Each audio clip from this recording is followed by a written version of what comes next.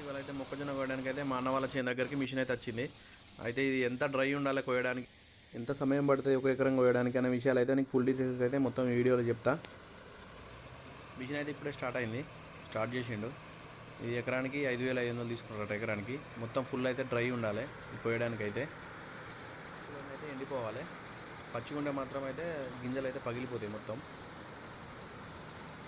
Machine పేరు అయితే crop tiger 40 ఈ మిషన్ పేరు. ఇది మొక్కజొన్న ఒక్కటే వస్తుంది, ఇది వేరే ఏదైతే కొయ్యది.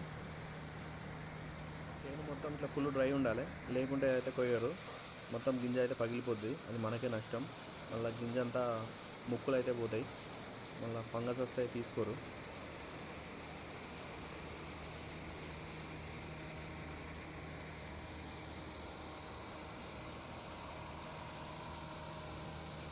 కొన్ని కర్రలు అయితే కింద పడ్డాయి మాత్రం మనమే చూసుకొని ఏరుకొని మళ్ళీ లాస్ట్లో పోసేసుకోవాలి. అక్కడక్కడైతే కింద పడ్డాయి అయితే కట్ చేయదు, అది మనమే చూసుకుంటే అక్కడొకటి సంచులు వేసుకొని లాస్ట్ టైంలో మొత్తం పోసేసుకోవాలి. అయితే గంటకు వచ్చేసి ఎకరం అయితే పోస్తుందట. అయితే భూమి ఎక్కువ తక్కువ చెప్పడానికైతే ఏం వీలుండదు. వాళ్ళైతే జీపీఎస్ మొబైల్ తోటి అయితే కొలుచుకుంటారు, కొలుచుకున్నాకనే డబ్బులు అడుగుతారు.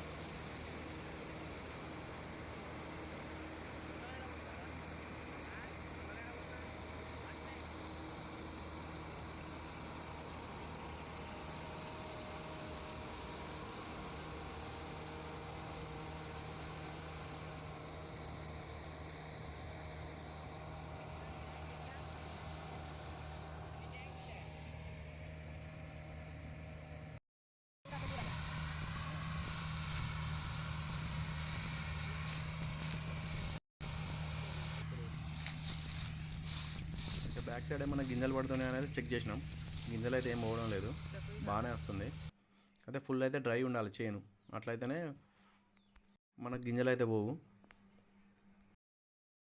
మననైతే పచ్చిగున్నదా లేదో ఒకసారి అయితే చెక్ చేసి చూసిండు. ఇట్లా కంకి అయితే ఒకటి తీసుకొని మొత్తం ఇట్లా ఒకటి ఇరిచి అయితే చూసుకోవాలి. ఇట్లా ఒకటైతే ఇరిచి ఇట్లా గింజలు అయితే ఇట్లా ఒత్తి గింజ గోరుతోటి అయితే చూసుకోవాలి. ఇట్లా ఇట్లా మనకు డ్రై ఉంటేనే చేను అయితే కోసుకోవడానికి ఎక్కువ అవకాశాలు ఉంటాయి, పచ్చిగా ఉండకుండా.